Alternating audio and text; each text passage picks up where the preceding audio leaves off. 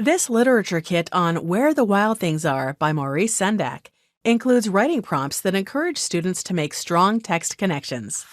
55 pages chocked full of a variety of scaffolding strategies.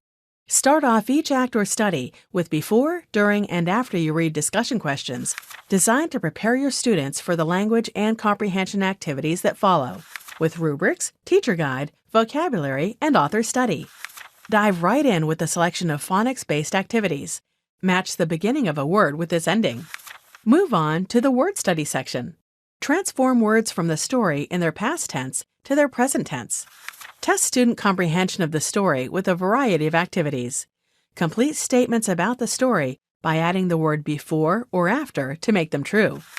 Complete a reading response mini-book with writing and drawing activities. Students describe a time when they made mischief just like Max and what the consequences were. 6 additional writing tasks follow.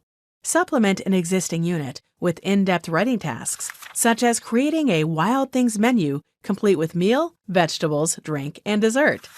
A crossword and word search puzzle follow. Then, a series of vocabulary flashcards. A comprehension quiz ends the unit.